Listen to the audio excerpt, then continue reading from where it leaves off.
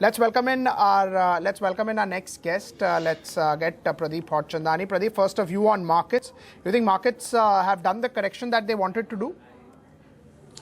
Hi, good afternoon, Pankaj. More or less, we have been expecting this consolidation or correction phase for last 2 months or so. Reason being that markets had a vertical rise starting March and ending in August, 6 straight months of up move. So this sort of correction slash consolidation was expected.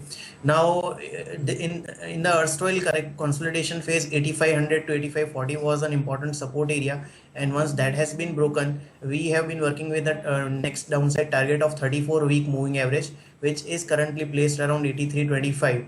So I expect that the bottom made on Friday is not the final bottom. I expect Nifty to break that bottom and move closer to 83.25, which is our ultimate target area.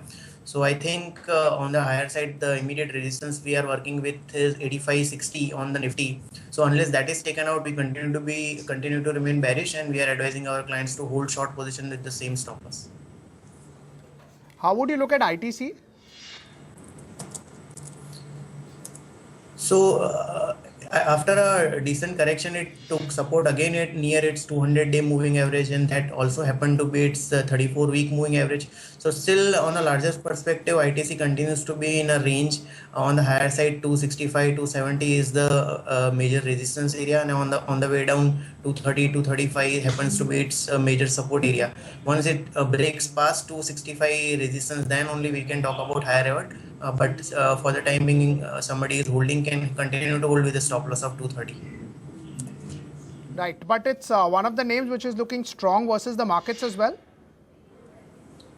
So if you look at the charts of ITC, it has done nothing over last 3 to 4 years. 2013 the high was around 253. So it has not broken down, but it has not generated huge returns also. So we think it will continue to remain so, and unless of course it breaks out above this 265 270 hurdle that I talked about. Once that is done, then we can expect another 10-15% kind of up move, but for the timing it still continues to be in the range. Meanwhile, in the FMCG space, the stock we like the most at this juncture is Jyoti Lab. Right, as far as in the large cap space, Lupin is concerned, you think majority of the move on the upside is done? So large cap pharma we have been avoiding, and we continue to hold that view. Specifically about Lupin, it is stuck in a range of say 1280 on the way down, and on the higher side 1750 is the major resistance. So for last 8 months or so, it has been stuck in this range, and unless this range is broken on the higher side, we would continue to avoid the stock. If somebody is holding the stock, can continue to hold with stop loss of 1280. That was the bottom made in March 2016. So that continues to be major support. But for a secular uptrend to begin, we would want to see the stock cross 1750 on the way up. Right, but something like a Lupin, something like a Aurobindo Pharma, maybe Sun Pharma as well, you think declines from here on would be opportunity for long-term investors to buy? So this mid-cap pharma, large cap pharma space has been in consolidation phase for last a year or a year and a half, and this consolidation is coming after 5 years of a steep up move. So if somebody is a very long-term investor and they can tolerate this kind of knee-jerk reactions or the volatile within a range kind of moves, they can nibble into the stocks. But our view was like couple of months back, we advised shifting from Sun Pharma to Biocon. And mid-cap pharma is the space which we have been recommending over frontline pharma space. So that has generated huge returns. So I don't see any reason to change that view. We still think that large-cap pharma, unless they are done with their consolidation, one would be better to stick with mid-cap pharma names. They will generate greater return over next 2-3 quarters. Right, but you would still advise that shift from pharma to Biocon? No, Biocon has done its move. We are out of that stock. We booked out of it. Recently, we have recommended Glenmark Pharma and Alembic Pharma. Also, Unichem Lab is one stock. Cadila is another. So these are a couple of names we still like, and we think that these can generate higher returns than the larger pharma names you spoke about. So Glenmark is something which we have covered in our Samvat report also. Unfortunately, because of the US controversy, those stocks have corrected. But I think Glenmark is a very good bet at this level, and we would back mid cap pharma names that I spoke over large cap pharma names. Right. Glenmark, what would be your target? We had a fundamental guest this morning who was saying that in this fall, Glenmark is one of the best buy. His target was around 1200. Firstly, your short-term targets, and then do you think 1200 is also achievable? Yeah, very much so. We have a target of 1250 over next 8 to 10 months.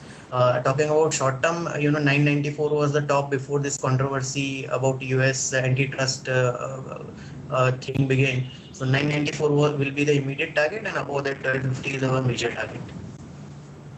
Right. As far as some of the other names are concerned, technology as a pack has done well, especially HCL Tech. I think it's up about 8-10% in the last 2 days. Any view on HCL Technology?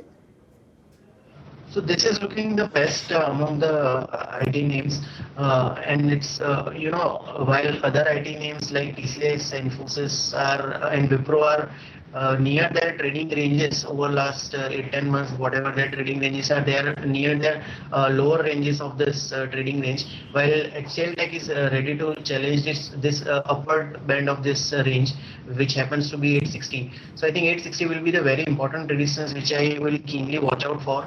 Once that is taken out, then the stock enters into a secular uptrend kind of phase, and in that case 1050 would be my next target. So I would watch out for 850, 860 region, which has been the ceiling for the stock for last couple of months, and once that is taken out, I would look at the stock favorably. Right, but technology is looking like a buy. Even Tech Mahindra is doing well. So is technology now starting to make some sort of comeback? So yeah, but essentially I would look at this move as a bounce back from the oversold territory. If Nifty IT index, I was just having a look at the index itself, and after a steep fall and underperformance, the index itself made a positive divergence on weekly charts, which suggests that after falling so much, the index is not ready to fall further, and it can stage some sort of pullback before going into consolidation mode again. So I would not say that the index or the stocks have firmly bottomed out, but they are pulling back after underperforming and falling for quite some time. But HCL Tech is something which, as I mentioned, if it goes above 860, then it will come into my buy list. Right, and as you're saying that they are pulling back, this pullback can last for long. So we have seen HCL moving, we've seen Tech Mahindra moving. Can some of the other mid-cap names also then follow, or probably Infosys can do well from here on? Is that something also which can happen? So, talking about coming back to IT index itself again, from 11,300 in August, the index itself had fallen to 9,700. And now, after this steep fall, even the 34 DMA is placed around 1,244, which is around 200 to 50 points up from on the higher side from here. So even if the index were to move to its very near-term moving average, the index can move around 2-3% higher from these levels. So those kind of 2-5% pullbacks can happen on Infosys and TCS and Wipro as well. But as I mentioned, they are still in their medium-term downtrend. They are way below their 200-day moving averages, and I don't see this as their final. The sense that they have bottomed out and they are starting their up move. They are just pulling back. Right. What's your view on Crompton Greaves? That's a stock which is up 10% right now. So incidentally, this was the stock we recommended as a position call in the morning. The stock was breaking out of its couple of important resistance levels on the daily charts above 79, and our target is around 85-86 region. That is where its 200-day moving average is placed. And after the demerger happened, the highest high made was 89. So between 86 and 89 supply area would come, but looking at the kind of volume it is generating in today's trade, 85 to 89 is the area where the stock can extend its rally up to. Right. As far as PNB is concerned, of course, I'm not talking about PNB Housing because as a technical analyst, you just have half a day's data, which is not correct. So PNB Limited, I don't know, what will be your view on Punjab National Bank? So PNB is a stock which has been consolidating around its 500 week moving average, which we consider as a very long term support or resistance. So that resistance is placed around 150 region, and for past couple of months the stock has been finding resistance around this area. Similarly, on the way down also it is consolidating or making a floor around 130 region. So I think 130 to 150 is the consolidation phase, and once 150 is taken out, then when we can talk about a secular up move which can take the stock to around 180 kind of levels. So if somebody is holding, can continue to hold with a stop loss of 130, but fresh buying only above 150 would be advised. Are banks as a sector continuing to look good? I'm talking about names which have not done well. So ICICI ahead of results is hitting days high. We've had some of the companies which were not expected to deliver numbers very well have done well. So do you think that banks as a sector is looking decent, at least the names which have not done well? So yeah, ICICI Bank has been an underperformer compared to its private sector peers. The resistance level which we have been talking about ICICI Bank is 280 on the way up, and on the way down 230 to 40 is the region. So this has been the range for ICICI Bank for quite some time. It tried to move higher breakout above this consolidation or the range I mentioned recently when it touched a high of 291, but on that in that week's close, the close of that week was below 280.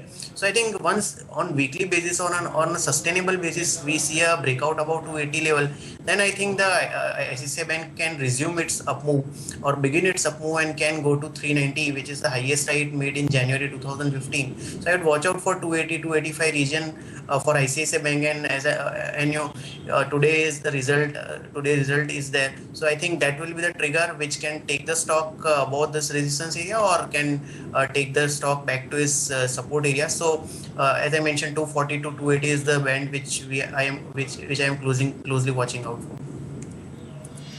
Right, Pradip, thank you so much for taking out time for us. Hope to see you again.